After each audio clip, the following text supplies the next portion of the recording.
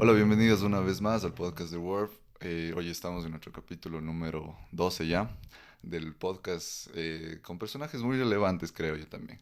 Entonces, hoy estamos con un invitado muy especial, el doctor Antonio Bueno, Vallecillos, expertos en el área de genética, ingeniería genética, biología sintética, ¿no? Microbiología, entre otros temas muy relevantes y también medio polémicos. Pero bueno, Antonio, bienvenido. Muchas gracias por estar acá. no, al contrario, muchas gracias a la invitación. Siempre es este, fabuloso tener la oportunidad un poquito de salir en mi caso, el espacio de confort, que es un laboratorio. Ah, sí. Eh, Justamente eso es lo que queremos lograr con este podcast, ¿no? Que los investigadores puedan poder expresarse. Muchas veces sacan sus investigaciones y queda solo para la comunidad académica. O sea, no se imparte para otros lados, para otras comunidades.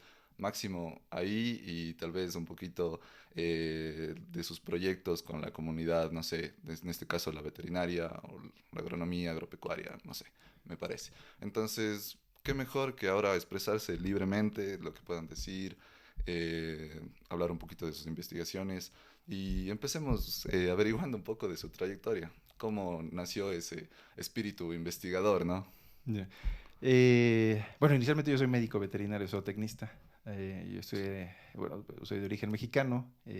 Suelo decir, Nuestro primer personaje internacional. sí, suelo decir que ecuatoriano por amor y cuencano por convicción. ¿Cómo llego a veterinaria? En el colegio leo un libro que he leído, no sé, quizás 5 veces, en 5 ocasiones, que es Cazador de Microbios, un libro que tiene 94 años aproximadamente que se editó, Paul de Criff, y cada capítulo son pequeñas biografías de muchos personajes que hasta hace casi un siglo sentaron las bases de la microbiología, de la inmunología y quizás en buena medida de la farmacología, ¿no? Comenzar de ese primer personaje que nos da la oportunidad de asomarnos a ese mundo microbiano que es Antonio von Leeuwenhoek, hasta culminar con uno que aporta con el primer fármaco para una enfermedad bacteriana en las personas, que es la sífilis, Paul Ehrlich, y entonces así nos narra, ¿no? Y por ahí me nació la idea, en principio, de estudiar medicina veterinaria, ¿no? Tenía un poco la posibilidad de trabajar en ese sentido, que yo vengo un poco del área rural de mi país.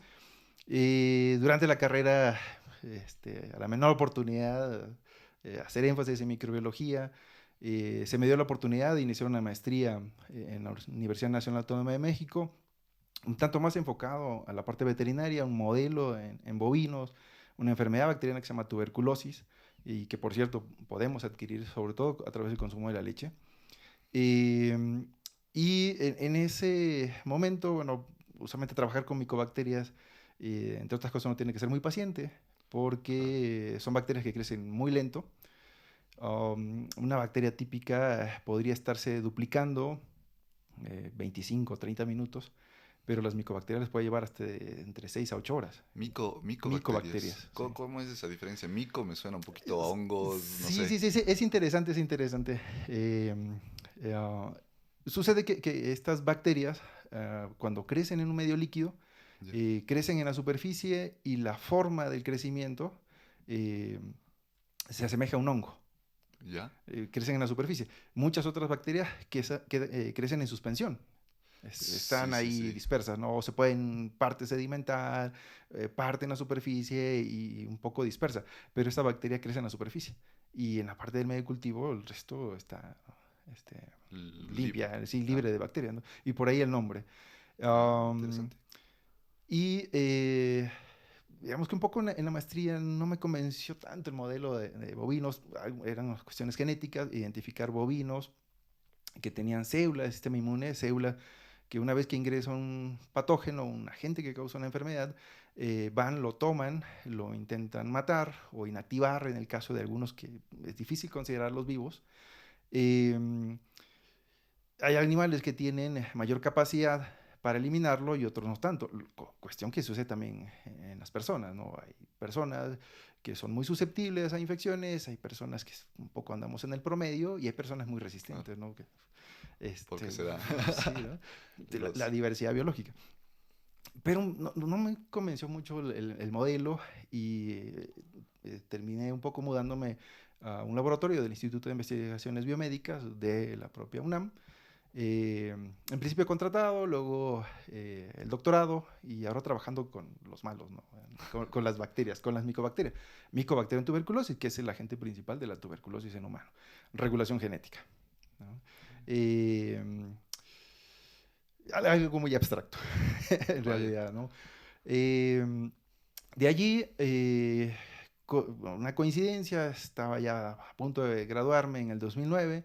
En México se declara la emergencia sanitaria por influenza A, H1N1, o esta famosa la influenza porcina. supuesta pandemia que iba a ser brutal para todos. Sí, sí, sí.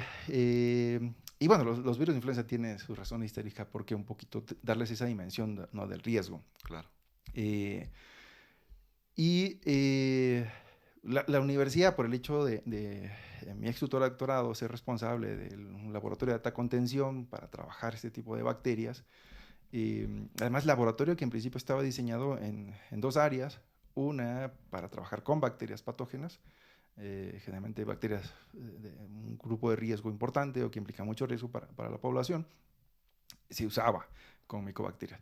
Y había un área que en ningún momento se había usado, y entonces llega la emergencia y bueno, va decantando toda la escala jerárquica claro. porque le demandan a la UNAM un tanto apoyo en la Ciudad de México, un tanto termina recayendo en mí.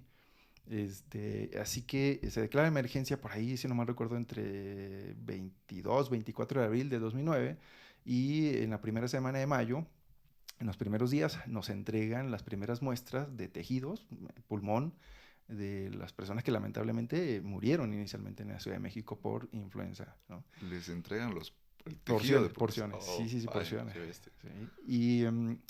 Y bueno, yo realmente, si bien había trabajado con virus, pero como herramienta para biología molecular, ¿no? Virus bacterianos, ¿no? Las bacterias también sufren enfermedades virales Claro. y también mueren por Ah, enfermedades virales, ¿no? claro, sí. Que tienen una aplicación ahí en ese sentido bastante interesante y como terapéutico, ¿no? Pero los había utilizado como herramientas, así que realmente virus que afectan a mamíferos, incluyendo nuestra especie, virus animales, no había trabajado.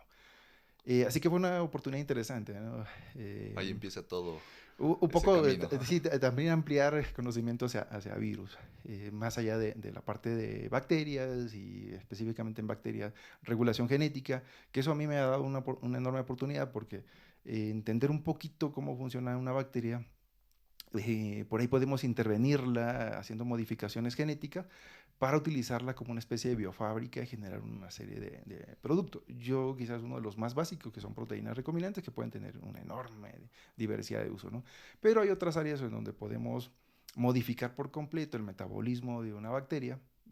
Quizás la más común es una que llamamos Escherichia coli, pero hay muchas otras que le podemos modificar ese metabolismo y generar ya sea profármacos o moléculas precursoras de fármacos y de una manera más eficiente. De hecho, en la actualidad, quizás la parte más novedosa es que podemos emplear a una bacteria para modificarle, introducirle nuevas rutas metabólicas que pueden ser de una planta, pueden ser de un parásito, etcétera, y que nos genere este tipo de moléculas. Un poco de edición genética tal vez sería Eh, con este tipo de bacterias, estos trabajos que se van haciendo, ¿no? Sí, sí, sí. En realidad, es importante entender que la modificación genética de los diferentes organismos, am, primero que no es una invención humana, es un fenómeno que cotidianamente se da en la naturaleza, ¿sí? Ya. En todos los ambientes, Un incluso poquito sobre hablamos nuestra de piel. Sí, sí, evolución, sí, sí. ya, Se gracias da, a los microbios, los microorganismos. Sí, sí, sí. Y se ha dado desde el mismo momento que en este planeta asumimos que se genera la vida, eh, y se sigue dando en todos los ambientes, ¿no? En nuestra piel, nuestra mucosa, superficie Claro. respiratoria, a nivel gastrointestinal, en los animales sucede, en las plantas sucede. Entonces, realmente la modificación genética, que es parte de un proceso evolutivo natural por completo, está a nuestro alrededor. ¿Qué hemos logrado? Entender a Como, cierto nivel algunos de estos mecanismos y podemos diseñarlos, ¿sí? podemos acelerarlos y podemos establecer mecanismos de control, que es una de las cosas que a veces genera demasiado temor en la sociedad, ¿no? Evidentemente es razonable el desconocimiento, ¿sí? Pero primero, quizás una de las cosas que se tiene que superar es que no es algo completamente artificial, no es algo que pudiésemos asumir que es antinatural o fuera de Claro. naturaleza. Eso ha estado allí. Simple y llanamente hemos logrado por ahí tocar a cierto nivel de profundidad todos estos mecanismos, entenderlos y un poquito aplicarlos, ¿no? Y plantear esquemas para evitar o generar herramientas para evitar que se diseminen sin control. A veces se tiende a asumir que muchas de estas herramientas a alguien se les ocurrió probar y generarlas y no visualiza el riesgo. Es un poco curioso porque los primeros planteamientos de tratar de medir el riesgo, tratar de plantear estrategias, diseñar formas de un control para evitar que se diseminen, ¿sí? Que haya contaminación genética, que se puedan crear organismos que implican mayor riesgo del que ya de por sí naturalmente puede estar apareciendo por la evolución natural que hay, Claro. nace de los científicos. Entonces, o sea, cuando se ve el potencial de la modificación genética, ¿sí? Que es un amplio espectro de herramientas que se tienen en la actualidad, hay una reunión en Estados Unidos que se llama Reunión de Montes y Lomares y dice, bueno, tenemos una herramienta que tiene un enorme potencial, ¿sí? Pero así como una herramienta tiene un enorme potencial de aplicación, implica una serie de riesgos. Claro. Por ejemplo, ahora lo vemos, ¿no? Con toda la preocupación de inteligencia artificial. Por supuesto, es una herramienta con mucho potencial, pero también tenemos que ser conscientes que a la par de ese enorme potencial puede implicar riesgos. Porque suele suceder, ¿no? Yo asumo un poco que cualquier herramienta que sea producto del desarrollo cultural de nuestra especie eh, tiene riesgos y además tiene un uso dual para buscar beneficio, sea para nuestra especie, sea para las especies con las que cohabitamos el planeta, o para causar daño.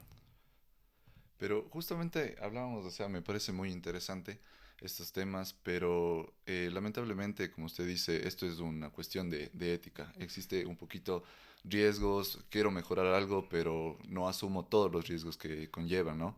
Entonces, por eso había muchos rumores de que, ay, el COVID-19 fue creado por los chinos, ay, el SIDA fue creado por no sé quién. Entonces, son a la larga un poquito virus que tal vez fueron estudiados y por algún riesgo salió, no sé, un poquito más de eso que quisiera saber. Sí, sí, sí. Quizás podemos tocar un poquito lo de COVID-19, este virus SARS-CoV-2. Um, de las hipótesis que se manejan, ¿no? Del posible origen y de los posibles escenarios que puedan un poquito explicar el origen, que probablemente lo vamos a tener más claro en los próximos años, ¿no? Pasó con otros coronavirus. Eh, Coronavirus son una serie de virus que pertenecen a una familia que se llama Coronaviridae. Y, y básicamente el nombre lo toman porque en las primeras imágenes de las partículas virales hay quienes dicen que se parece a una A corona una de un corona, rey sí, sí. y otros que se parece a la corona solar que suele aparecer cuando hay eclipses, ¿no? Mm, Bueno, independientemente tienen el nombre de coronavirus. Los coronavirus en el ámbito veterinario, en Ecuador hay dos importantes, en caninos, en perros, hay un problema viral wow, por coronavirus, y en aves hay otro, pero son de dos géneros diferentes, o sea, ¿no? Están bastante alejados ya. evolutivamente, ¿no? En el caso de los coronavirus humanos, el primero que nos da por ahí una señal de que se pueden en algún momento convertir en patógenos realmente muy serios es SARS-CoV-2 o síndrome respiratorio agudo severo, por ahí 2007 o 2009. ¿Sí? Sí sale de Asia porque los casos, la mayoría se dan en Asia, y llegan algunos en Norteamérica, casos importados con una tasa de letalidad más o menos importante, es decir, de los que se infectan, enferman, cuántos lamentablemente fallecen, por ahí entre un 8 a 10% aproximadamente. Eh, el primero. Luego aparece MERS, síndrome respiratorio de Oriente Medio. La gran mayoría de los casos se reportan en Arabia Saudí. Y con una tasa de letalidad esta así muy, muy alta, alrededor del 40%, 38-40%. No fueron muchos casos, pero sí una Claro. proporción altísima, ¿no? Representativo. Sí, sí, sí. Y por ahí, 2014 alrededor, ¿no? Ya se había comenzado a plantear de que los coronavirus a futuro, esos momentos cuando aparece MERS, ¿no? Ya 2016, 2000, ya. ¿sí? Mucho antes, claro. Es posible que los coronavirus, o sea, nos den malas sorpresas y deberíamos estar atentos, ¿no? Y bueno, Esas precauciones mucho antes, ¿no? esas señales, ¿no? Que a veces no se ponen mucha atención en ellos, ¿no? Y claro, a veces un poco quizás también desde la parte científica se puede un poco exagerar, ¿no? Pero por ahí a veces hay cierto grado de sustento en este tipo de expresiones, del riesgo que se puede tener, ¿no? Y, y bueno, finalmente en 2019, en el último mes, los últimos 2 meses, comienzan a aparecer todos estos casos en China, ¿no? Claro. Primer escenario de lo que yo he alcanzado a leer, que es bastante probable, el origen en el mercado, por cuestiones culturales, se lleva a convivir animales silvestres con animales domésticos, en ambos casos se emplean en la alimentación, pero esa convivencia puede facilitar que los virus, ¿sí? Que en un individuo debemos entender que está un individuo infectado por este tipo de virus, cualquier otro virus, está en una especie de neblina de una enorme cantidad de partículas virales y unos más, otros menos, pero muy diversos entre sí. Es decir, una nube de partículas virales, una especie de neblina de partículas virales, en donde algunos virus hay una enorme diversidad. Entonces, por ahí basta que le demos un espacio en donde una de estas versiones diferentes pueda tener la oportunidad de infectar a una nueva especie. Y es a ver que este escenario lleve a que estas especies silvestres, ¿sí? Que a su vez lo más probable es que lo hayan adquirido de murciélagos, porque usualmente estos coronavirus se ha reportado que tienen como reservorio cierto grupo de murciélagos, lo haya transferido o haya permitido una infección a especies silvestres, que son los que se llevan a estos mercados. Perdón, ¿en otros tipos de especies también provoca los mismos signos o por qué se expresó en nosotros tan diferente, ¿no? Esa es una pregunta interesante. Suele suceder que, sobre todo en los virus, cuando decimos que saltan o se transfieren de un hospedero en el cual ha habido un proceso de coevolución, en el nuevo hospedero se suelen comportar de una manera más severa, generan un daño más grave, ¿no? Hasta que hay un proceso de coevolución y que un poquito el virus como que tiene dos escenarios, junto con el propio hospedero. Si el virus no se filtran, no se van fijando versiones menos dañinas, menos patógenas para el hospedero, existe la probabilidad de que acabe con todo el hospedero. Es que mueran todos los individuos. Entonces se mete en un callejón sin salida. Entonces la naturaleza dice, tiene que irse filtrando versiones del virus que sean menos virulentos, valga la redundancia, porque virulencia es un grado en el que puede desplegar esta capacidad para causar daño, tiene que ser menos virulento para que pueda seguir infectando individuos, porque si infecta a la gran mayoría, los enferma de manera grave, probablemente ni siquiera hay oportunidad de transmitirlo, ¿sí? Pero se los enferma de manera grave y además los lleva a la muerte porque tiene una tasa de letalidad muy alta, probablemente eso haga que no pueda propagarse a una mayor cantidad de individuos y termine Solo en eso. desapareciendo esa versión de virus, ¿no? Claro. Y eso sucede con otros virus, ¿no? Que ocasionalmente se convierten en noticia. Virus de la fiebre hemorrágica del ébola, Claro. ¿no? Que es como uno de los de alta virulencia. Otros que no son tanta noticia, pero sí un poquito quienes estamos en el campo, por ahí seguimos este tipo de noticias. Virus Hendra, virus Nipah, que son virus que usualmente los encuentras en India, en Bangladesh, en Australia. Virus que de manera similar al ébola pueden mostrar tasas de letalidad por arriba de 60-70%. No solamente por cuestiones de la virulencia, por la capacidad de causar daño de estos virus, sino también por las condiciones de un acceso limitado de servicios médicos o los servicios médicos no tienen. Justo quería preguntar eso, ¿por qué tanto virus que se encuentra por allá o no sé? Eh, esa es una pregunta interesante. Y es que sí se ha un tanto definido en nuestro planeta cuáles serían los territorios, en qué continentes, en qué países se pudiese tener mayor riesgo de la emergencia de este tipo de virus, ¿no? O sea, Que, ya está mapeado sí, así. sí, ya se tiene definido qué territorios se convertirían en estos hotspots o puntos calientes que tienen mayor probabilidad en donde emerjan patógenos virales. ¿no? Y patógenos virales o virus con capacidad para causar daño de manera significativa o tanto de manera repentina y severa, tanto población humana como población animal. Diversidad, si hablamos de población humana, la diversidad de mamíferos que tienes en ciertos territorios. Entonces, a mayor cantidad de mamíferos, hay un poco más de riesgo. Eh, y en Asia, por ejemplo, hay hotspots en Europa. ¿Sí? Hay. En Europa, ¿no? Dicen, no, en Europa no emergen tantos virus. Bueno, sí emergen. Por ejemplo, ahora recién veía en redes sociales que yo en principio asumía que no merece un tanto de credibilidad de este metenomovirus en humanos, ¿no? Que decían que quizás era un nuevo patógeno que estaba emergiendo en China, ¿no? Sí, China ha estado en los últimos meses pasando por semanas, en realidad, por Claro, un problemas de nuevo... virus respiratorio. Sí. Pero es un virus que emergió en Europa, en el norte de Europa, hace más de 10 años. Entonces, en Europa también han emergido virus, ¿no? Virus de influenza, ¿no?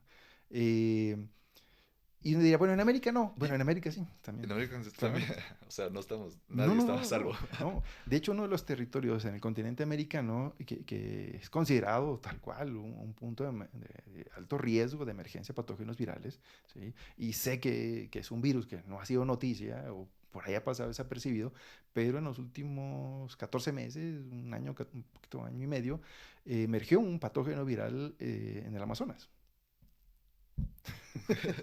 Y porque el Amazonas está considerado un hotspot de ¿Y, emergencia de patógenos virales. y eso por qué? O sea, porque más nos estamos adentrando a lo que es la Amazonía. Sí, sí, sí, sí. Me parece que hay dos situaciones importantes que incrementan la probabilidad de emergencia de patógenos virales. Que en mi opinión, sin el ánimo de ser un poco catastrofista, debemos entender que seguirán apareciendo. ¿Sí? Y quizás, con mayor frecuencia. ¿Sí? Y quizás con mayor magnitud. ¿Por qué va probablemente seguir sucediendo esto? Y es una buena razón para un poquito dejar el mensaje, tenemos que irnos preparando, ¿no? Porque, o sea, al menos la proyección es esa. Eh, Algo propio de los virus, ¿no? Y quizás a veces suelo decir que la única característica que tienen inherente a la vida, que es la evolución. Es muy difícil y para algunos, en mi caso personal, los virus no son entes biológicos vivos. Claro, porque siempre necesita de un hospedero para... Sí, Sí, no sí, sí, respiran, no comen, no exacto. generan desecho, no tienen un trabajo bioquímico, Ujú. son parásitos obligados o parásitos estrictamente obligados, necesitan una célula para replicarse. Claro. No son células, son partículas o viriones, les llamamos. Entonces, evolucionan primero, ¿no? Y algunos lo hacen a la máxima velocidad que lo puede permitir la naturaleza, porque hay un límite en la tasa de evolución. Siguiendo un poquito hablando del COVID-19, esta como que empezó a evolucionar bastante y salieron nuevas variantes y... Porque Claro. recién había saltado de especies animales al humano. Ah, ya, eso quería saber. Sí, sí, sí. Ahí ha ido saltando, ¿no? Eh, Esa pero es la poco, razón específica, sí, claro. sí, sí, sí. Entonces, quizás ese salto se da en este mercado, ¿no? Quizás estos animales silvestres venían con un virus, quizás adquirido en los murciélagos, por contacto con murciélago, llegó a este mercado, pasó quizás a otros animales, quizás domésticos, que estaban ahí conviviendo estrechamente, y por ahí, ¿no? Y hay varias publicaciones que sugieren esto. La otra posibilidad, eh, quizás con menos probabilidad de que haya sucedido, es algo un sector de la industria, que es la industria de la moda, que usualmente no se ha sugerido mucho. Yo lo he leído, que lo había propuesto un epidemiólogo alemán, y es que la industria de la moda lleva a que se tengan granjas de animales de peletería. Peletería, no. Peletería, ¿Qué es eso? los animales de peletería son animales que se les cría exclusivamente por la piel. Oh, ya, ya, ya, ya. ¿No? De esas cuestiones que ya no Claro. deberíamos tener, ¿no? Se les cría exclusivamente por la piel. Uno de estos animales, quizás, no tengo una dimensión porque eso es algo que no hacemos usualmente en América, no tenemos granjas de peletería, en Claro. Sudamérica no, eh, es el bisón.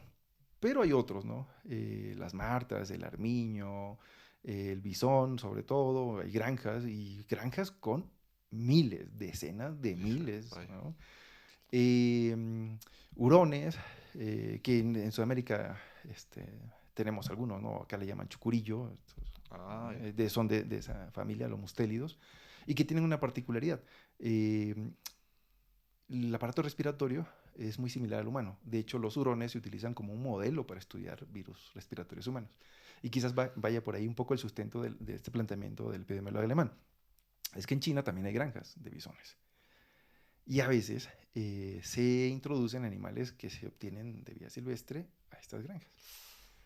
¿Y dónde viven? Usualmente, ¿dónde habitan estos bisones de vía silvestre? En cuevas. Y en estos espacios también, ¿con quién se van a encontrar? Con Claro, con murciélagos. murciélagos. Así que es posible, ¿no? Sí, sigo, en mi opinión, apuntando un poco más al mercado. Otros escenarios que los considero mucho menos probables. Una liberación no intencional, porque en esta ciudad también ha estado, no sé si propiamente dentro de la ciudad, pero sí aledaño a un laboratorio de alta contención biológica y que se han trabajado coronavirus, ¿no? ¿Es un escenario posible? Por supuesto, pero pienso que es extremadamente poco probable. Y bueno, bueno, yo en una persona tuve la oportunidad de trabajar con un espacio con este nivel de contención. Ah, ya. Y las prácticas, los criterios para acceder, pero sobre todo para salir, y el monitoreo constante que usualmente estamos sometidos para quienes laboramos en estos espacios es bastante riguroso. En lo personal, Claro. incluso acá, que llevo ya casi 10, 11, 12 años sin trabajar con micobacterias, ocasionalmente tengo que recurrir a un neumólogo Ah, claro. porque yo estuve en riesgo, ¿no? Ujú. Y es algo que yo le reporté a mi neumólogo en su momento. Yo he trabajado con esto, así que este, Qué difícil te también, estoy pero poniendo.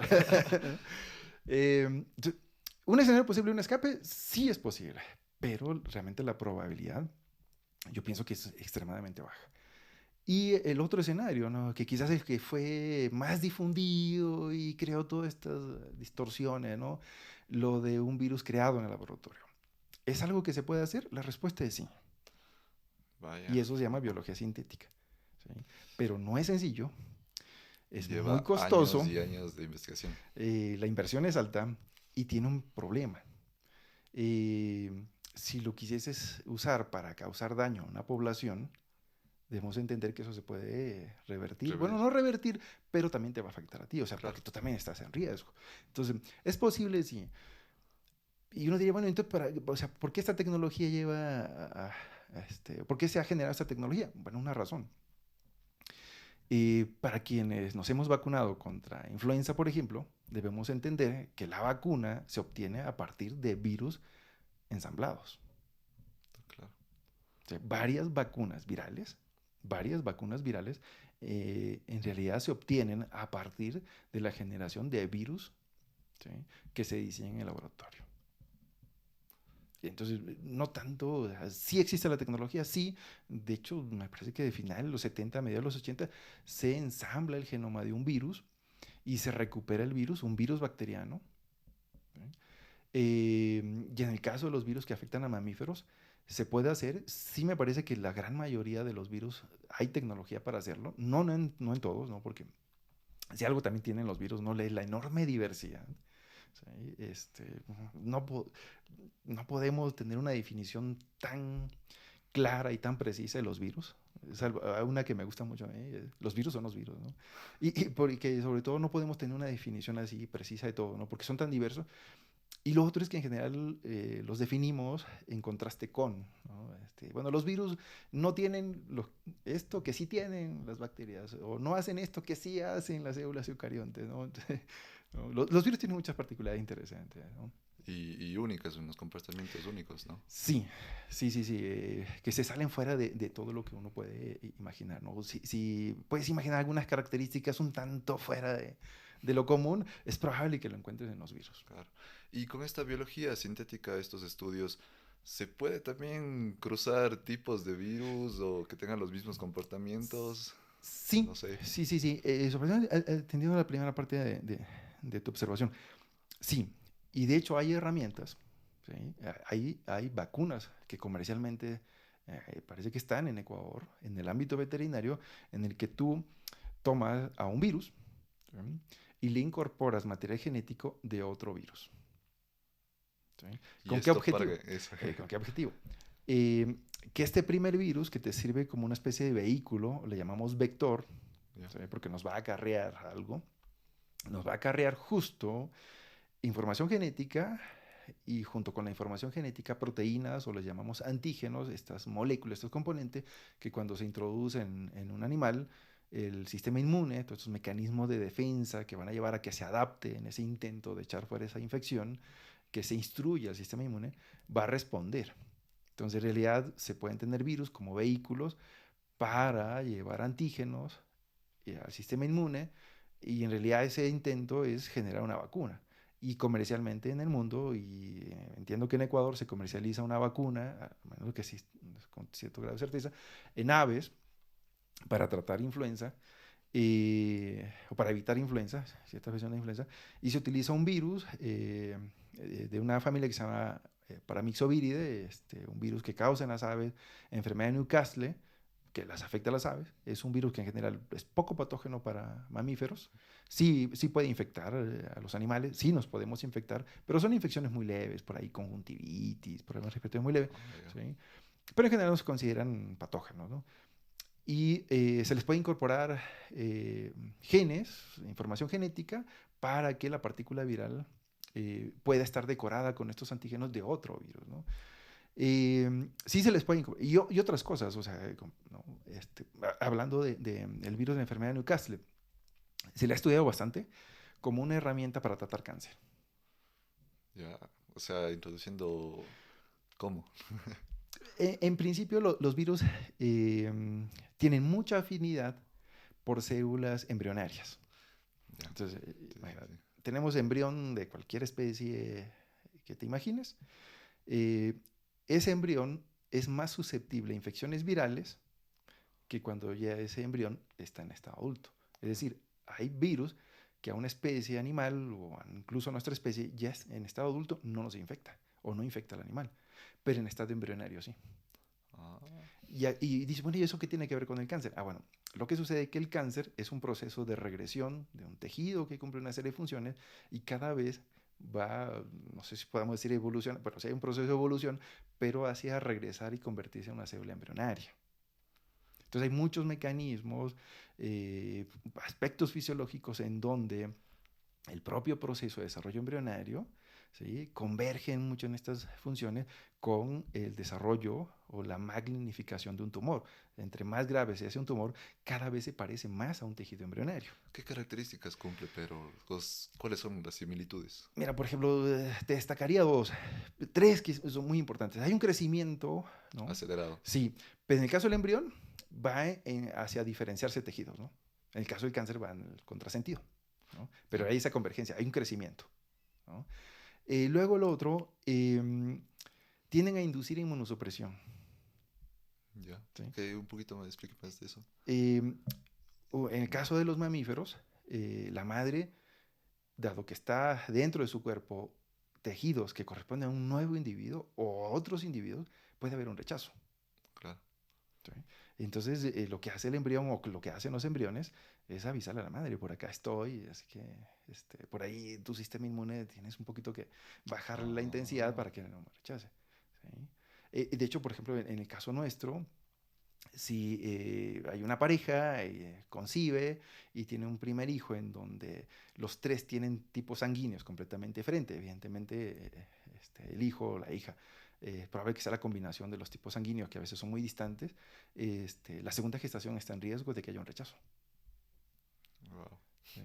Entonces, claro, la madre al final está conviviendo dentro de ella un individuo diferente. Entonces, el sistema inmune, hay una condición de cierto grado de inmunosupresión, que depende de la especie. ¿No? En nuestro caso, hay, en las especies de animales hay, que gestan, se puede dar en diferentes momentos y con diferentes niveles de intensidad. Y por eso, eh, la madre, la hembra en los animales, hay ciertos momentos de la gestación que se suelen hacer más susceptibles a ciertas enfermedades. ¿Sí?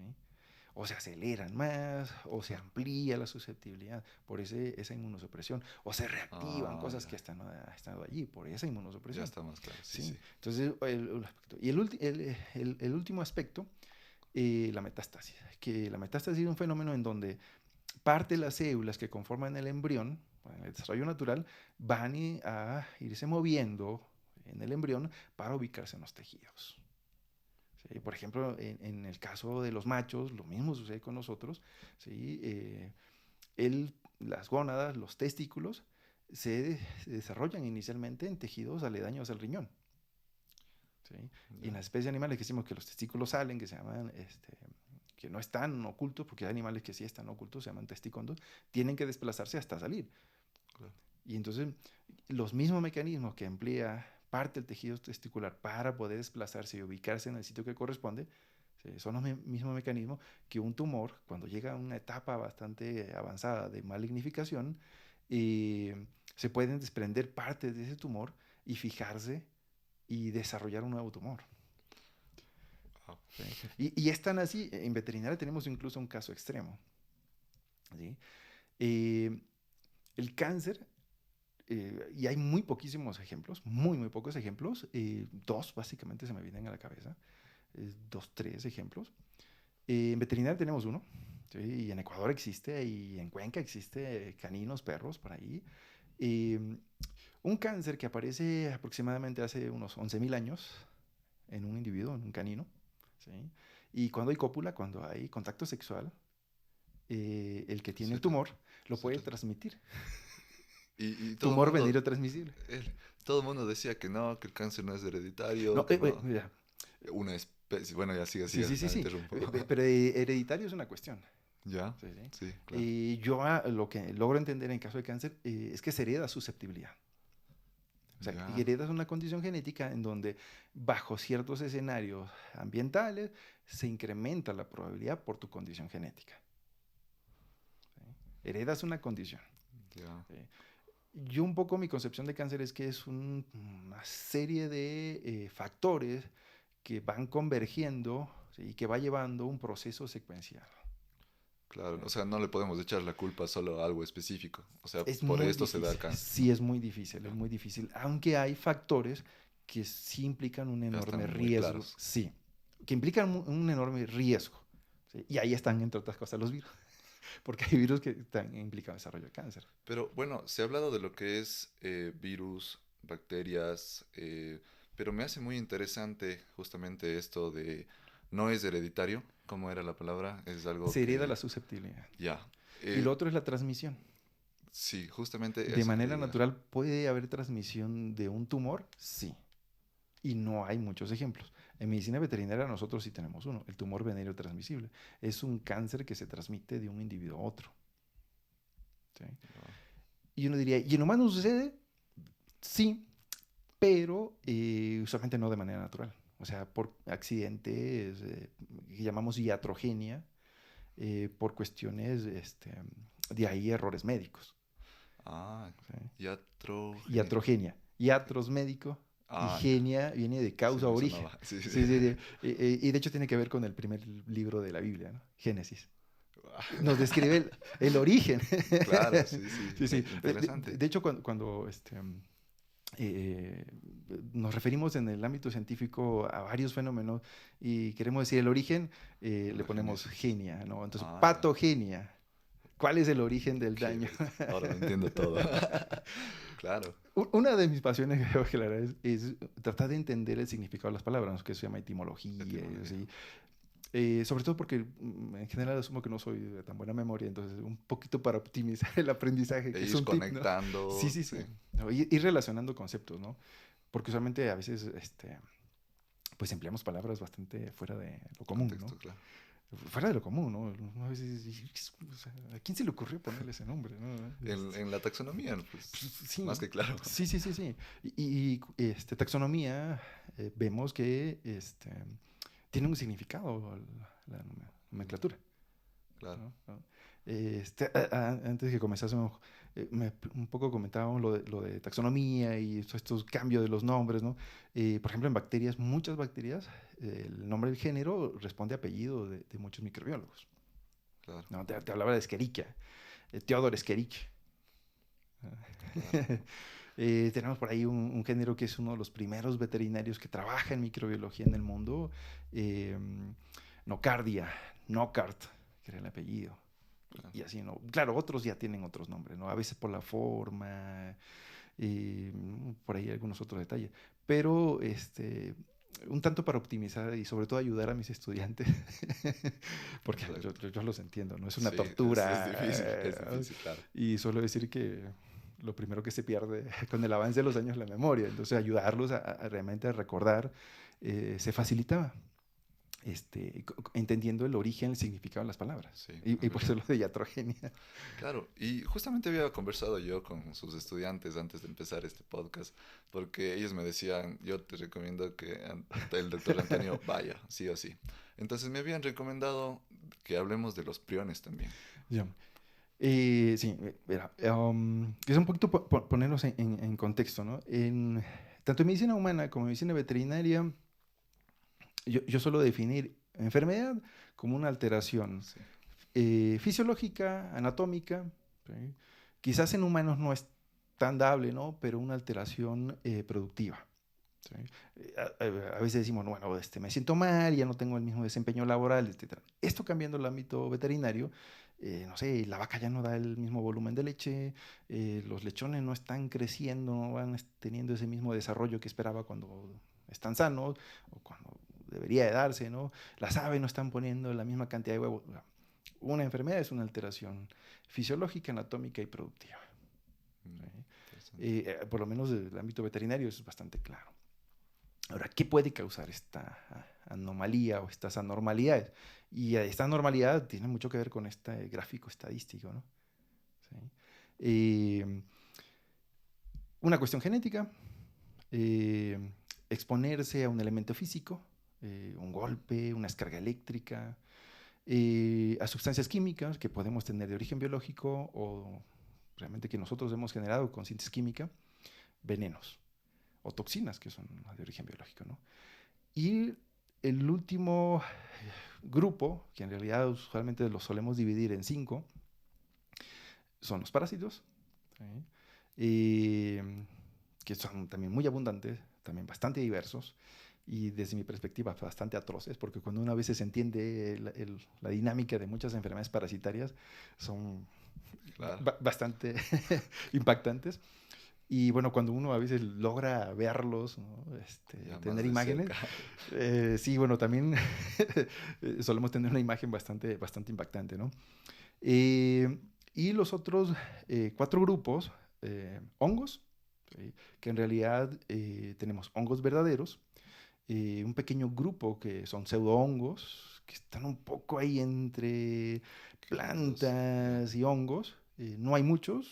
En Ecuador, quizás 3, aprolegnia, que es más de ambientes acuáticos, la Genidium, Phytium. En agricultura hay uno, ¿no? Afecta a Solanaceae, si en un momento llegó a los homicetos o sí, estoy, los ya, homicetos, sí, sí, sí, sí, sí, son son pseudohongos. conocidos. Sí, sí, sí. Y ahora en medicina veterinaria y también en medicina humana, la infección por un alga. Y que también ya está recién reportada en Ecuador, prototeca. Qué bestia. Mastitis o infección y un daño en glándula mamaria en bovinos, ¿no? Un alga. En general las Mm, algas, la mayoría son fotosintéticas, claro. pero no todas, ¿no?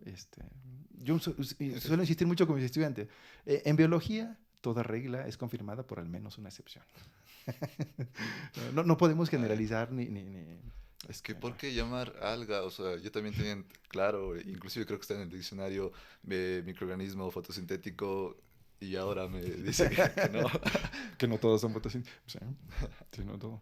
¿No? Vaya, Entonces, hongos, pero ahí metemos ahí un par de cositas, ¿no? Que no encajan, ¿no? Como tal. claro. Y luego bacterias. ¿Sí? Bacterias solemos separar en los grandes grupos que se deben a un tipo de tinción muy particular, tinción de Gram, Gram positivos, Gram Claro. negativos, ¿no? Y la pregunta, ¿y los Gram negativos? No, porque no, esta etiqueta, ¿son los que causan más daño? No, O sea, no. ni siquiera se puede conocer. Sí, No, no, sí, sí sabemos el nivel de riesgo, el nivel de daño que puede causar, pero puede ser tan grave por un Gram positivo como puede ser tan grave como un Gram negativo. ah, ya. O puede ser uno, incluso aportarte un beneficio, ¿sí? eh, como causarte daño, tanto un Gram positivo como un Gram negativo. O sea, son diversos, no encaja, ¿no? Eso, justamente quería que quede claro a la audiencia que no solo tenemos enfermedades por parásitos, por hongos, por... Pucha, sí, sí, sí. Ahora Una vemos que diversidad. es muy amplio. Sí, sí, sí. Y quizá un poco para terminar esto. Sí, sí, donde hay un sesgo es el número. Por ejemplo, solemos tener un mucho mayor número de bacterias patógenas que causan daño tanto en personas como en animales de tipo gram negativo que de tipo gram positivo. En ese sentido, sí, son quizás el doble, quizás un poquito más gram negativos que gram positivos. Diferente comportamiento en algunos aspectos, ¿no? Pero tanto puede causar daño uno como el otro, ¿no? Eso no hay diferencia, ¿no? Porque esa etiqueta de gram positivo no tiene nada que ver con la capacidad de causar daño, ¿no? Y luego saltamos a un grupo que tiene muchas particularidades, que son los virus. ¿Sí? Eh, los virus, como habíamos comentado, difícilmente cumplen todas las características de sea cual sea el concepto que tengamos de vida. ¿Sí? Quizás en cierto sentido, un organismo vivo podemos definirlo como un sistema abierto, o sea, es decir, un espacio delimitado por una barrera semipermeable a la materia y a la energía que ingresan. ¿Sí? Hay una serie de reacciones allí, una serie de funciones y suele salir materia y energía. Pero en el caso de las partículas virales es un sistema cerrado. Podemos introducir la energía y saldrá energía, pero dentro de ese espacio, esa partícula, no sucede mucho, ¿no? ¿Qué es lo único que sí converge con un organismo vivo? La evolución. Claro. Evoluciona. Y ahí el resto es cualquier material inerte, cualquier objeto físico que podemos tener a nuestro alcance, es un virus. ¿Sí? Eh, y allí sí tenemos que es un número bastante grande de géneros. Eh, Usualmente lo vemos en familia, un poquito para reducirnos el trabajo. Medicina veterinaria en este momento estaríamos hablando de cerca de unas 42 familias virales de importancia.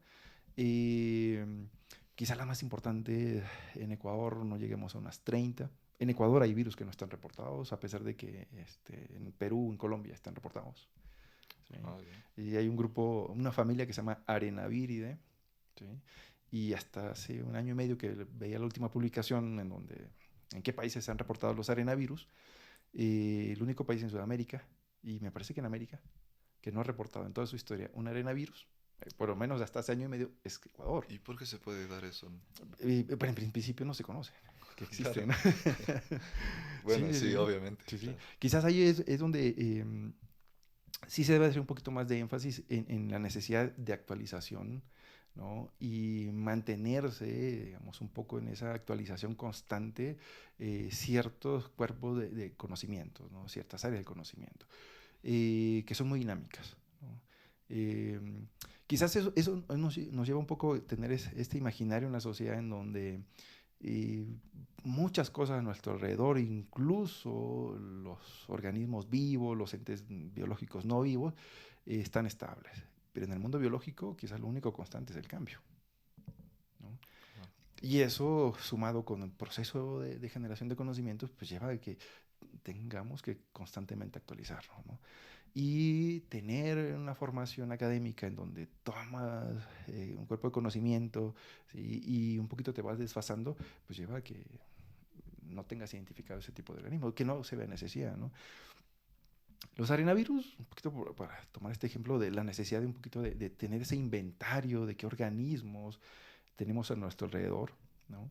Porque así como el Ecuador es muy afortunado por tener una enorme diversidad biológica, ¿sí? Que podemos darle valor agregado en términos económicos, admirarlo, ¿no? Cualquier sentido positivo que le podamos dar, también tenemos que entender que hay una diversidad biológica que está ahí y que implica riesgos para los cultivos, para nuestros animales, no solamente los domésticos, no solamente Inclusive nosotros, claro. inclusive para nosotros.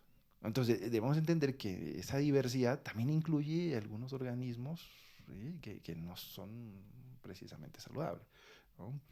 Los arenavirus, un pequeño grupito de ellos que están reportados en Sudamérica causan enfermedades muy catastróficas. Por fortuna, de eso que hablábamos, ¿no? De un virus que recién salta de un animal a nuestra especie, pocas veces tiene probabilidad de convertirse en un evento masivo porque causa una enfermedad muy grave, tan grave que puede llevar a que la persona afectada fallezca lamentablemente, y eso evita que siga infectando a más individuos. Los arenavirus tienen tasas de letalidad muy altas. ¿Qué causan? Pues patologías similares a fiebre hemorrágica del ébola, por ponerte un ejemplo, ¿no? Si uno busca, no sé, por ahí de repente en Google, fiebre hemorrágica boliviana, es que eso existe. Y son arenavirus. Wow. Y hablando de los nombres, arenavirus, ¿por qué? Los arenavirus son un paquetito de información genética, de segmentos de ARN, que es otra particularidad con los virus, ¿no? Claro. El tipo de material genético que tienen como genoma, ¿sí? En un pequeño recipiente de membranas que toman, que roban de la célula infectada, y en este caso los arenavirus suelen tomar esta estructura que en la partícula viral llamamos envoltura del retículo endoplásmico rugoso, de un componente de la célula, ¿no? Y se llama rugoso porque tiene estructura de la célula, que son los Claro, sí, sí, ribosomas, sí. ¿no? Toma esto y entonces en las imágenes de microscopía electrónica pues vemos una esferita con pequeñas protuberancias, una especie de bolsita llena de granitos, lleno, pues parece como arena, ¿no? Entonces, ¿cómo arenavirus? Ah, o sea, ese virus como que roba esa parte Sí, de la sí, célula. sí, sí. Para generar este contenedor que le llamamos cápside. Sí, claro. ¿Sí? Y entonces la cápside Wow, tiene el material genético. interesante. ¿Sí? Por fortuna, la gran mayoría de los arenavirus descritos en el continente americano no son patógenos para el humano. Son muy, muy raros, ¿no?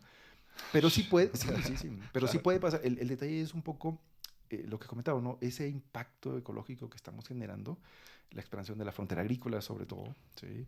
Que no solamente implica talar y llevar cultivos, sino, aunque sea únicamente cultivos, vamos a llevar al menos mascotas. Pero a veces después de los cultivos colocamos ganadería, ¿sí? Y eso incrementa enormemente la probabilidad del paso o este spillover o este derrame de patógenos, sobre todo los virales, de especies silvestres a animales domésticos. Y eso incrementa la probabilidad de que los animales domésticos, donde suele haber más contacto con nuestra especie, pasen de ellos a nuestra especie, ¿sí? Eso también me parece un llamado también a la comunidad, que no es bueno, la gente ahora, bueno, no sé, como que es una tendencia tener en vez de bebés mascotas, ¿no? Y las quieren llevar a todos lados, las llevan a todos lados. Y puede haber, no, eso no es tan bueno que digamos, ¿no? sí, sobre todo cuando le comentaba esto del transporte, ¿no? Sí, por lo que comentaba, ¿no? La evolución viral, que muchos virus lo hacen muy rápido. La expansión de la frontera agrícola, ¿sí? El incremento de probabilidad de que estemos llevando animales domésticos en esa fase de interacción con especies silvestres, ¿no? Y el otro que acabas de mencionar, la movilidad. Él está Exacto. transportando mercancías, está transportando mascotas, ¿sí? A veces sin una debida dimensión del riesgo que implica transportar una mascota, ¿sí? Porque pueden convertirse, al menos en vehículos mecánicos, es decir, que pueden estar llevando un patógeno sin que ellos sufran el daño, ¿sí? Claro. O llevar patógenos que ellos incluso también sufren el daño, ¿no? La movilidad de nuestra especie. Y esa es la razón que explica que un virus que aparece en diciembre de 2019, 2 meses, un poco más, los teníamos en Ecuador. Claro. La movilidad de nuestra especie en los últimos años, ¿no? Y en la medida en que, digamos, que en general, aprovechando este espacio de difusión, eh, no hagamos conciencia como ciudadano promedio de nuestros hábitos de consumo, o sea, qué es lo que está detrás de lo que yo visto, de lo que yo calzo, de lo que yo me alimento, de lo que yo uso de tecnología, si yo no estoy al menos un poquito planteándome la pregunta, ¿qué es lo que se ha tenido que hacer para Exacto. llegar a tener toda esta serie de instrumentos, de vestimenta, de calzado? Este, quizás no estamos siendo un poquito respetuosos, ¿no? En ese sentido. Claro, No, no estamos siendo conscientes de ese es un respetuosos. factor, el comunismo, la pobreza, todo eso es un factor que lleva a la contaminación, a lo que es cambio climático, lo que es pandemias, todo eso, y Sí, es un buen llamado, es un buen mensaje. sí, sí. Comenzar a observar nuestros hábitos de consumo, ¿no? Y en la medida, probablemente no los vamos a poder cambiar de manera inmediata, pero sí podemos ir tomando conciencia de que en algunos casos podemos ir reduciendo la magnitud, ¿no? Exacto. Quizás teniendo la posibilidad de por ahí tomar opciones que tengan menos impacto, ¿no? Y de ese abanico de opciones que puedo comprar un equipo electrónico, eh, cualquier instrumento que yo necesite, puedo tener quizás opciones y quizás por ahí un poquito siendo consciente, bueno, cuál es el riesgo, ¿no? Por un lado. Y luego lo otro un poquito, ¿no? Que a veces quizás es lo más grave, y hablamos, tocábamos la industria de la moda, ¿no? Compras una prenda de vestir y a veces la usas una vez y la desechas. Ajá, O sea, los desechos, los residuos, ¿qué sucede con ellos? Hacernos conscientes de ese impacto ecológico, ¿no? claro. Eh, Tratar de un poquito de hacer un balance en las cosas positivas que tengo a mi alcance, pero también al usarlas, ¿qué impacto yo estoy teniendo?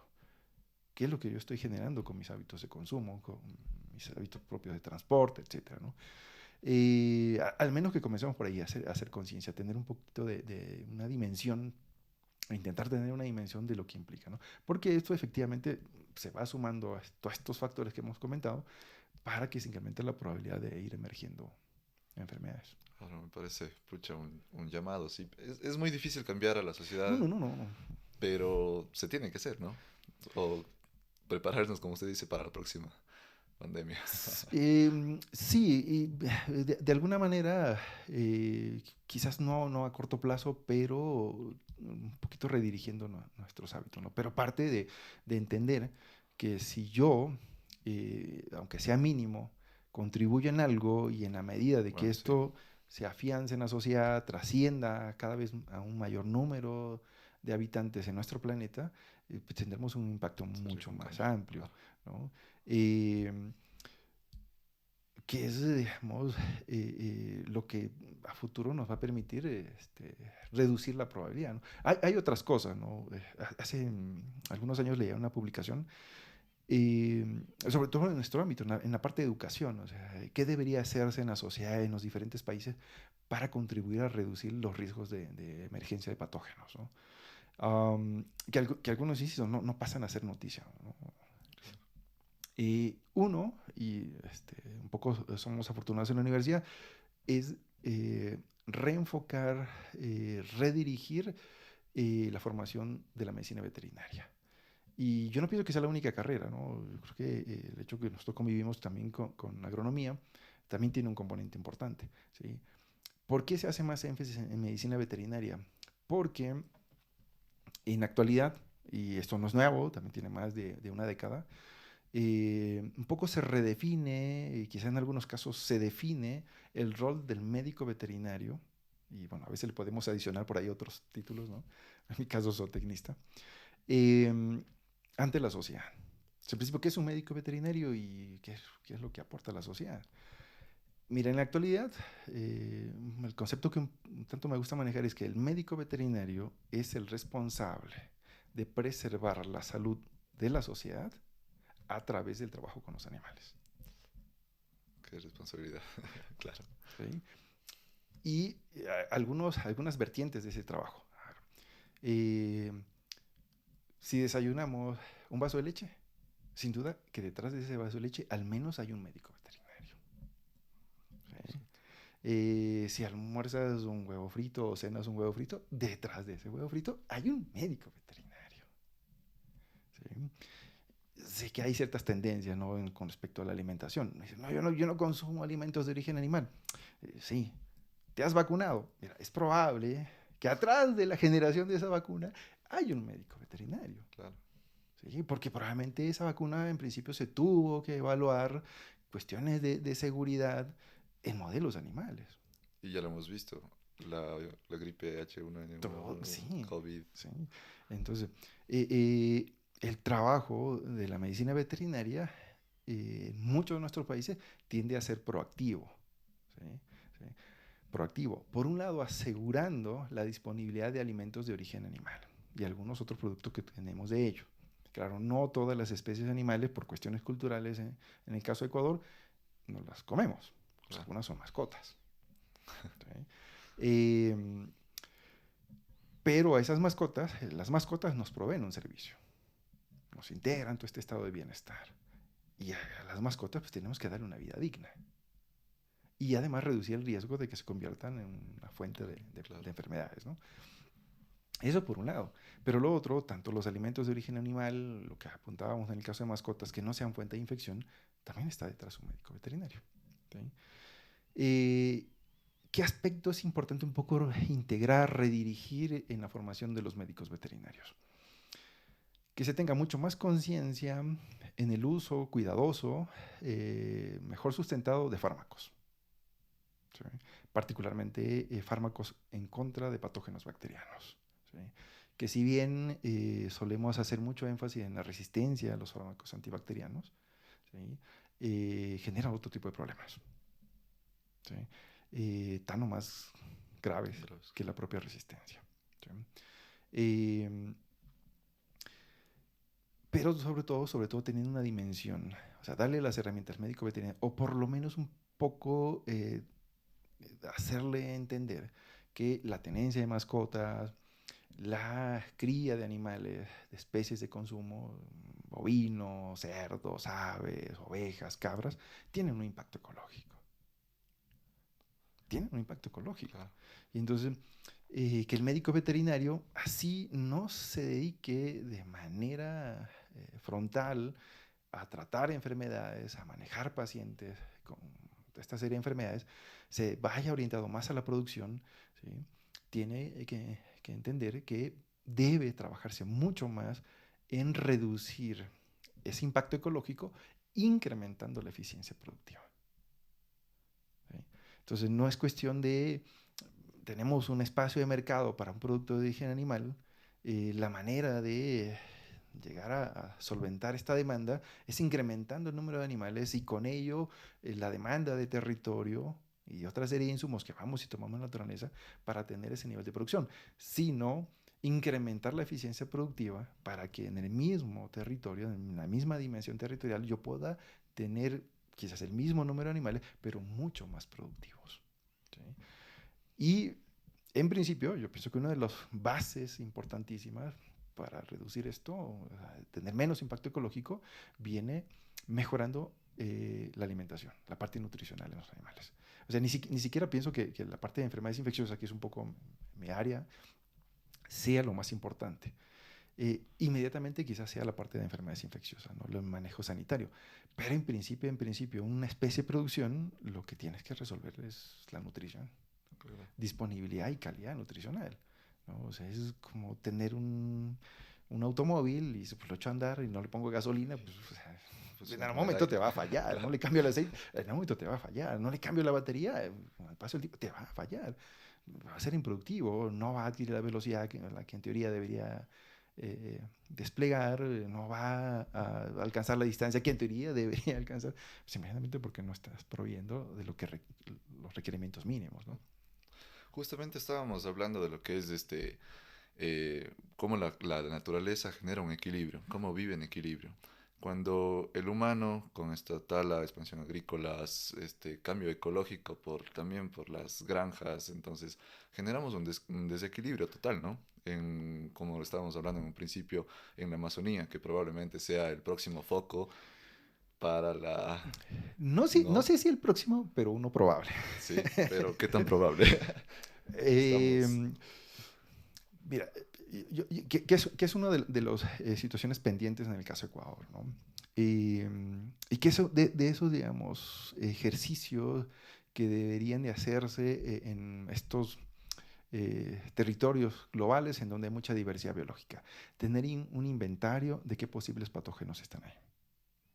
¿Sí? mm, Y tenemos la tecnología. O sea, con ese mapeo, con que ha hecho que en Europa hay esto, acá en América hay el otro, todavía no se sabe qué patógeno podría. Por completo en Sudamérica, no. Estamos lejos todavía de Por completo saberlo. en Sudamérica, no. Quizás uno de los países que ha hecho bastante esfuerzo de lo que yo he alcanzado por ahí un poquito a leer es Brasil, ¿no? Sí pienso que todavía, de hecho a nivel global conocemos una ínfima cantidad de virus, ¿no? Por hablar de virus, y que son los que mayor riesgo representan y los que quizás sea el más probable tipo de patógeno que emerja y se convierta al menos en un brote severo de importancia, quizás en alguna epidemia o incluso hasta una pandemia, ¿no? Que estas ya son definiciones más operacionales, ¿no? Pero sí, no tenemos claro. Y el Ecuador, evidentemente, mencionaba el caso de arenavirus. Claro. En Ecuador, Ni siquiera se hasta hace reporta. un par de años, año y medio, que leí esta publicación, no se ha reportado históricamente un arenavirus. Y quizás hay otros tantos, ¿no? Entonces, este inventario te permite tener un poquito de dimensión de lo que hay allí, ¿no? Pero a la vez, ¿no? Y un poco lo que hablábamos al inicio, lo que un poquito he comenzado a trabajar en los últimos años, es biología sintética. Con biología sintética tenemos un archivo, una información en formato digital de un recurso genético, de la información genética. Ahora ese archivo en formato digital lo podemos materializar. O sea, en algún momento la biotecnología permitió leer la información genética, secuenciando el ADN, secuenciando el ARN. Bueno, ahora podemos escribir. Vaya. O ¿Sí? sea, generar...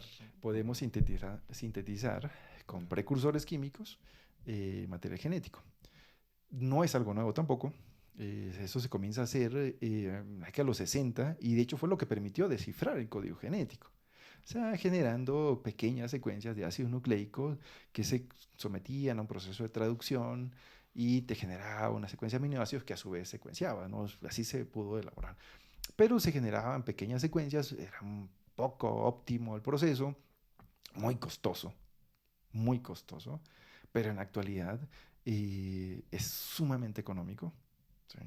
Pero como toda tecnología, ¿no? Que es una tecnología muy novedosa, nos resuelve muchísimos problemas, como por ejemplo, tengo un inventario de patógenos, dice, mira, yo cómo puedo monitorear si estoy llevando, no sé, bovinos al Amazonas, si los bovinos que están ahí se pudiesen estar exponiendo, por citar quizás un ejemplo inadecuado, a arenavirus. Mira, en Perú, en Colombia, están reportadas secuencias. Podemos generar proteínas sintéticas, ¿sí? Empleando síntesis de genes para generar una herramienta que me permita ver si los bovinos se han expuesto porque han generado anticuerpos, ¿encontré? Se puede. ¿Sí? Sin necesidad de ir a tomar muestras a los animales silvestres, sin necesidad de cultivar los virus, sin necesidad de exponerme en un laboratorio a ese tipo de Claro. patógeno, yo simplemente tengo un archivo digital, ¿no? Eh, eso permitiría, o sea, tener un inventario y poder tener herramientas para estar haciendo un monitoreo constante de las especies animales que están en esta frontera de interacción con especies silvestres, ¿no? Sí hay yo no diría que es el territorio que a Adecuado, futuro claro. inmediato se va a convertir en una fuente de una epidemia o pandemia del Amazonas, la selva del Amazonas. No lo sé, pero sí sabemos que en el último año, año y medio, sí emergió un patógeno viral que estaba restringido exclusivamente al Amazonas. ¿Sí? Fiebre de Oropuche. Fiebre. Lo que me Sí. dijeron que es de Bolivia. No, en Bolivia se ha reportado una infección por arenavirus y es una fiebre hemorrágica. Ah, ya, ya, Fiebre ya. de Oropuche es una enfermedad viral que hasta donde se conoce, lo que he alcanzado a leer es que es un virus que usualmente está infectando a primates no humanos y a través de mosquitos ocasionalmente puede llegar a personas. ¿Eh? Ocasionalmente, bueno, fiebre de Oropuche, hay otro que se llama virus Mayaro, son virus dentro de un grupo que llamamos arbovirus o virus transmitido por artrópodos, particularmente mosquitos, ¿sí? Particularmente mosquitos. Ocasionalmente por ahí aparece un pequeño grupo de pacientes, ¿no? Pero son casos esporádicos y ha estado restringido tanto virus Mayaro como fiebre de Oropuche al Amazonas, ¿no? Pero en el último año y medio salió fiebre de Oropuche y llegó a Cuba. Y hubo varios, de hecho, me parece que cientos de casos de fiebre de Oropuche cuando es un virus que no existía en Cuba. Claro. Y por la movilidad han llegado personas con la infección por fiebre de Oropuche a España y me parece que también a Estados Unidos. Y capaz asintomáticos. No sé, porque es un proceso febril relativamente leve. Fiebre puche, la infección por virus mayor son muy similares a cosas como Zika, Ah, ya. chikungunya, ¿no? Que son un poco de los... Que acá unos- tenemos a diestra y siniestra. sí, quizás formas benignas de dengue, que por eso dengue también es una cosa que por cambios ambientales en los últimos año, año y medio ha sido así terrible el número de casos, también el número de fallecidos, lamentablemente, cuando se agrava esta enfermedad.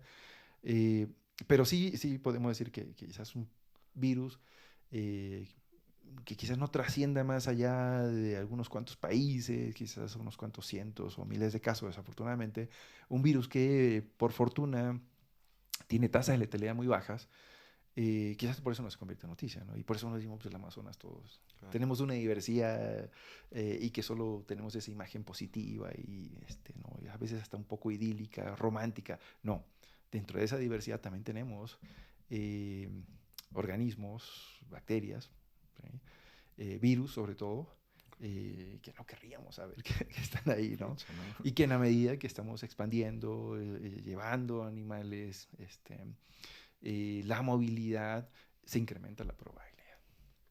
Ahora, hablemos un poquito de lo que es, cómo el humano genera estas resistencias, ¿no? A los virus. Hay un tipo de población en Europa, un porcentaje de población, que se ha hecho resistente a lo que es la transmisión de VIH, ¿no? Muchos científicos, he visto, que han descrito que tienen un gen en específico que se ha evolucionado por el hecho de que ellos o sus familias, sus ascendientes, pasaron por la peste negra y que por eso habían generado un tipo de resistencia para que no se exprese el VIH en Sí, ellos. sí, sí. Y mira, quizás sí ha habido eventos históricos donde epidemias han ido, quizás no es el término más adecuado, eliminando individuos, incluyendo nuestra especie, muy susceptibles. O sea, Ujú. debemos entender una situación que cuando en una especie, o sea cual sea el mecanismo de reproducción, sobre todo cuando hay reproducción sexual, ¿sí? Que eso acelera el intercambio genético, genera diversidad. Entonces, cuando hay la posibilidad de reproducción, eh, cierto intervalo de libertad, ¿sí?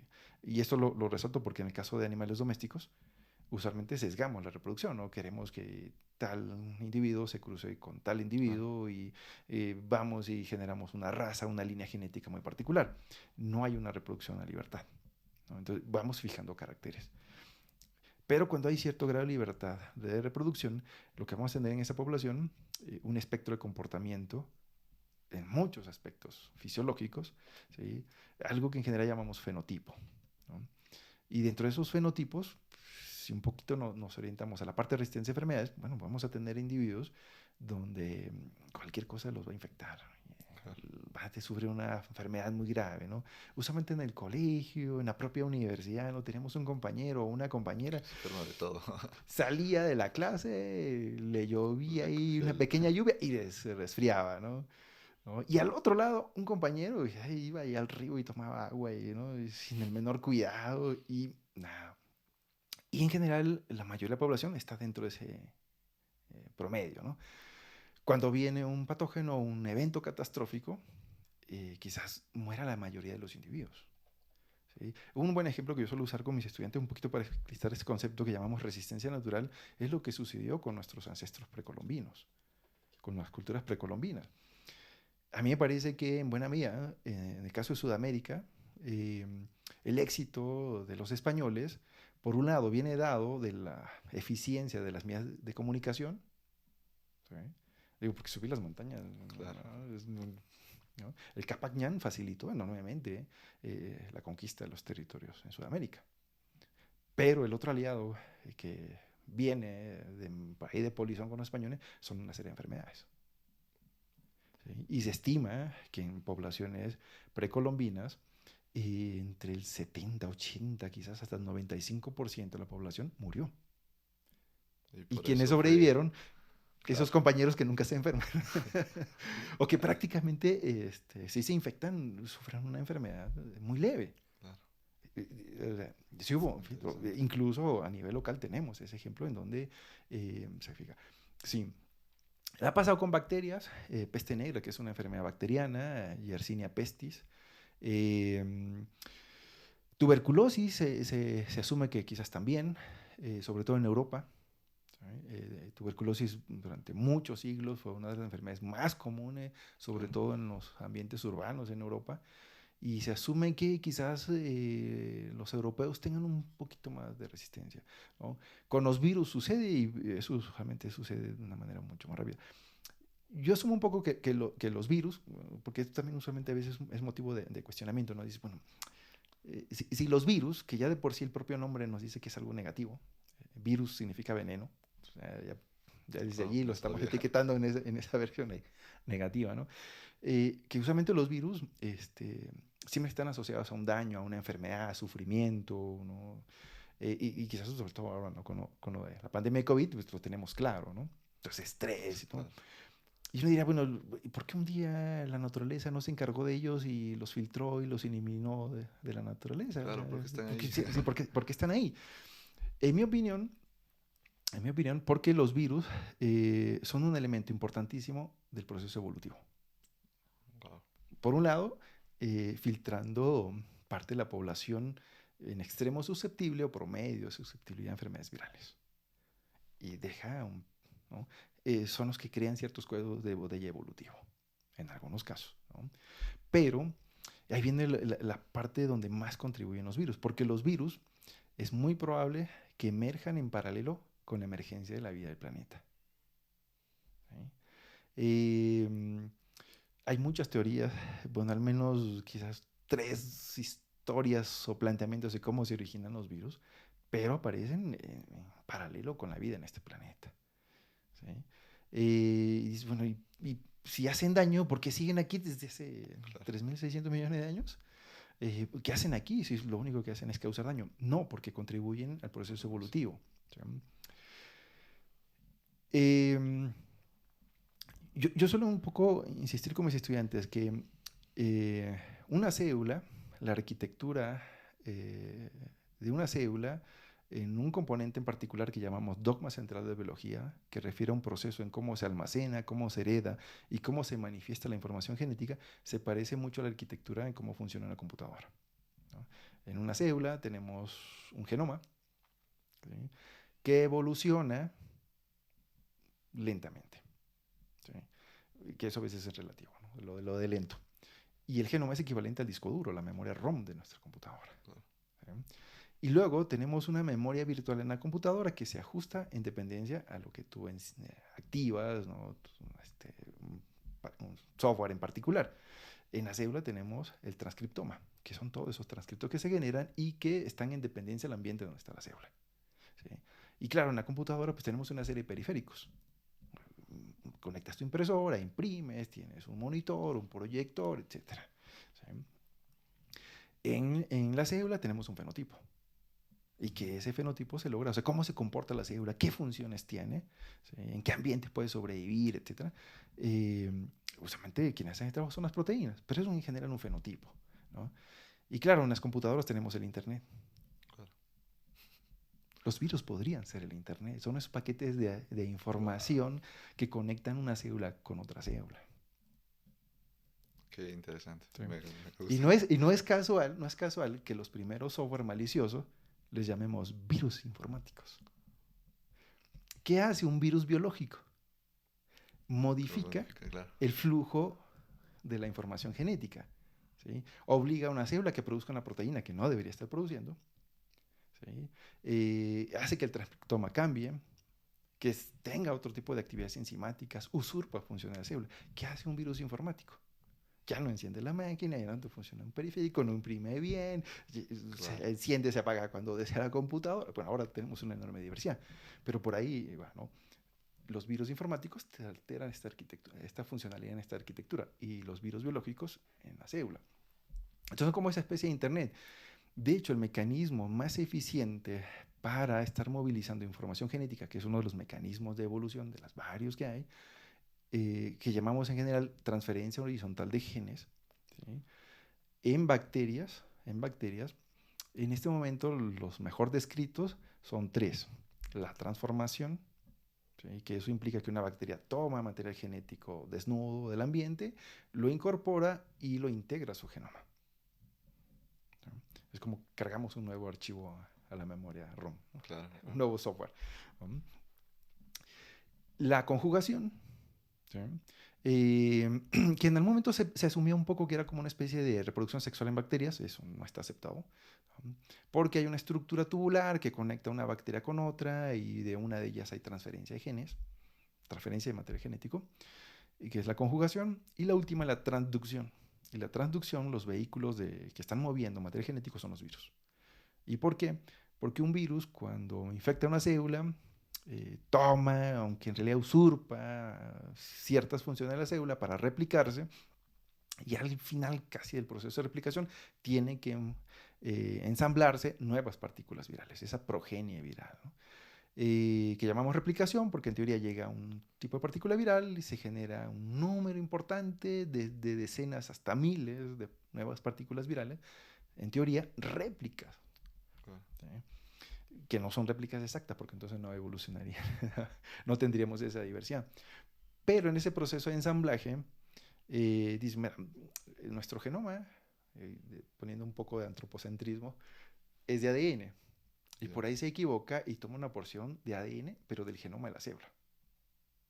Y dice, bueno, lo que empacamos es ARN, porque nuestro genoma viral es de ARN. Claro. Tomamos por ahí una ARN en la célula. Y esta partícula viral es funcional en dos sentidos. Ese material genético está protegido por la cápside. Está ensamblada y está protegido, ¿sí?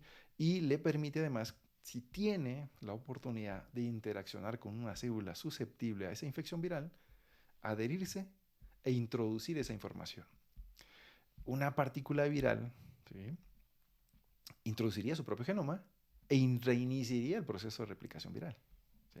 Pero cuando la partícula viral, cuando se ensambló, en lugar de tomar su propio genoma, tomó una porción de material genético de la célula, sea ADN o RN, sirve como vehículo para llevar información. Claro, otra. Entonces es como el Internet, ¿no? Porque estás tomando un paquete de información, que eso es una secuencia genética, y el virus como vehículo conductor, o como conductor de esa información. O sea, de esas cosas que un poco deberíamos enterarnos, ¿no? Sobre todo para ir un poquito comprendiendo que en realidad la transferencia horizontal de genes como mecanismo de evolución, eso es constante, que la modificación genética no es una invención humana, que en realidad hemos ido comprendiendo algunas cosas que suceden en la naturaleza y las hemos instrumentalizado, ¿sí? Hablamos de un poco al inicio de las modificaciones genéticas. Las primeras, y no se tenía mucho control, y sí implicaba mucho riesgo de contaminación genética de manera accidental, o sea, transferencia horizontal de genes de manera accidental, la transgénesis. ¿Sí? Lejos, ¿sí? Porque nuestra especie lo que ha hecho desde hace miles de años es la cisgénesis, tanto en plantas como animales, cruzando en especies emparentadas y creando híbridos. Cis, cercano. Trans, algo alejado. Entonces, tomar material genético de un ente biológico evolutivamente muy distante e introducirlo, fijarlo y que sea funcional en un receptor. Estamos hablando de totalmente natural, ¿no? Sí. Eso en la naturaleza sucede, sí. Y tenemos ejemplos. ¿Sí? En la parte de plantas. Agrobacterium tuber. Claro. ¿No? En animales tenemos. Y eso nos incluye a nosotros. ¿Sí? Hay animales y nuestra especie que tenemos una porción importante de material genético de origen viral. Qué interesante. Particularmente de un grupo que se llaman retrovirus, donde está uno de los más famosos, que es el virus de inmunodeficiencia humana, el HIV. Y que dicho sea de paso, son dos especies, no es una. Nosotros tenemos depende de la población, porque por ejemplo, en el caso de las poblaciones africanas, como ellos son mucho más diversos a nivel genético, algunos de estos grupos étnicos tienen un poquito más que los extraafricanos, de los cuales somos nosotros parte, ¿no? Pero en términos generales nosotros andamos alrededor del 8% de material genético, o sea, nuestro genoma, alrededor del 8% es de origen retroviral. Wow. ¿no? Y dices, bueno, 8% no es nada despreciable, ¿no? Claro, 8% ya un ¿no? poquito significativo. Sí, sí, sí, sí. Y uno diría, bueno, y como que andamos acarreando eso, y igual, ¿no? Eso ya lo deberíamos eliminar, pues es una infección viral, ¿no? Claro, Porque las infecciones virales la mayor parte de las veces son erróneas, le llamamos abortivas, o sea, no logran concluir con un proceso de generación que lleve a tener una progenie viral o nuevas partículas virales, quedan ahí detenidas, la gran mayoría. ¿No? El hecho que tengamos un porcentaje importante de material genético de origen retroviral es que nuestros ancestros evolutivos sufrieron en un momento de esa historia evolutiva infecciones abortivas por retrovirus. ¿Sí? ¿Cómo? Imaginemos una hembra gestante. ¿Sí? Tiene una infección por retrovirus, ¿sí? Y en algún momento de la gestación, esa infección viral llega al producto de gestación, al embrión. ¿Sí? Y en el embrión se infectan muchas células. Células que en algún momento se van a convertir en las gametas, llamamos espermatozoides o óvulos en dependencia si es. claro. ¿Sí? Eh, si ese embrión tiene la oportunidad de convertirse hasta un adulto y este adulto, o sea, macho o hembra, tiene la oportunidad de reproducirse, su descendencia heredará la infección del retrovirus. Ay, ¿Sí? Y si fue abortivo, se irá heredando, ¿no? Y lo hemos acumulado. Y, claro, y sí, eso está ahí como algo anómalo, una especie de huella de este proceso evolutivo, ¿no? De estas infecciones abortivas. Eh, ahora nos queda más claro que los virus, retrovirus, son parte de nosotros y van a seguir siendo parte de nosotros, ¿no? y que tienen un rol. ¿Sí? Exacto. Y quizás mi comprensión sea un tanto errónea, no sea la más adecuada, pero su rol es contribuir al proceso de evolución de las de los varios mecanismos que tiene la naturaleza para contribuir a la evolución. ¿Sí? Todo este material genético lo definimos como retrovirus endógenos y que los tenemos en especies animales y los tenemos nosotros. ¿Sí? No todos los animales, ¿sí? Pero nosotros en general, bovinos, roedores, me parece que hay bastantes, en perros me parece que también hay bastante. En nuestro caso particular, los retrovirus endógenos, un pequeñísimo grupo de ellos, de hecho no hay muchos, llevaron a que durante el desarrollo de la placenta, en los animales que tienen retrovirus endógenos, como en nuestra especie, tenga ciertas particularidades. ¿Sí? El proceso de placentación durante la gestación en nuestra especie tiene particularidades muy, muy especiales. ¿Sí? Eh, y una de las proteínas que contribuye a este fenómeno de placentación muy particular es una proteína de origen retroviral. ¿Sí? Se sugiere que quizás en buena medida la activación de algunos retrovirus endógenos contribuya a generar esta arquitectura que tenemos en el sistema nervioso central, en el cerebro. Claro. Pucha, Entonces, llegaron como un, claro, un fenómeno claro. un tanto negativo porque son infecciones y que pueden llevar a un daño, ¿no? Pero en ocasiones la naturaleza, a veces de esos errores, termina por ahí dándole la oportunidad a que emerjan nuevas funciones. ¿No? Y sin duda que los virus, al menos desde mi perspectiva y lo que logro entender de lo que medianamente he alcanzado a estudiar Estudiar, respecto a los claro. virus, ¿cuál es su rol en la naturaleza? Esa conexión. ¿No? En la naturaleza yo suelo imaginar que todos los organismos vivos, que se asume que no hay excepciones en que un organismo no sea infectado por un virus, se da un poco por hecho de que todos los organismos vivos pueden sufrir al menos una infección viral. Por ley. Ah, Es está, como la generaría, ¿no? No conocemos toda la diversidad biológica, pero todo claro. apunta que va por ahí, ¿no? Y, y que entonces todos los organismos vivos estamos inmersos en una especie de neblina de partículas virales y que esta especie de neblina, su rol es estar conectando, ¿no? Proveyendo de un mecanismo de transferencia horizontal de genes que en la naturaleza, en algunos ambientes, tiene un rol importantísimo, importantísimo, y es mucho más dinámico de lo que solemos imaginar. ¿Sí? En el caso de bacterias ambientales, ¿sí? Si en nuestro planeta no hubiese un control de los virus que infectan a bacterias sobre las poblaciones bacterianas, probablemente en más de unas cuantas semanas estaríamos avasallados por completo por el crecimiento bacteriano. Vaya, claro. Entonces, quizás también son como esos Ahí que a ese veces ponen el control del equilibrio. equilibrio, claro. Creo que nos va a faltar tiempo de hablar de esto. Pucha, Antonio, muchas gracias. Es muy instructivo lo que nos está diciendo. Hemos aprendido bastante y esperemos que la audiencia también aprenda de esto. Eso digo, nos falta tiempo de escucharle porque veo que es un hombre muy preparado. Nuevamente agradecerle por estar acá. Lamentablemente ya los aparatos ya no nos funcionan Sí, más. sí, sí. Entonces, le quisiéramos pedir un último mensaje así medio. No, bueno, quizás un poco, sobre todo quienes tenemos la oportunidad de ser docentes, ¿no?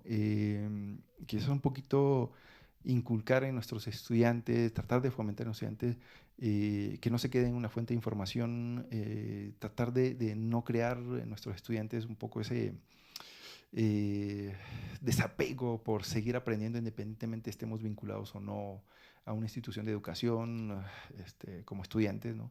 Y, vivimos una época interesante,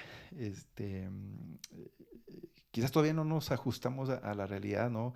En el sentido de estamos bombardeados cotidianamente de Exacto. información.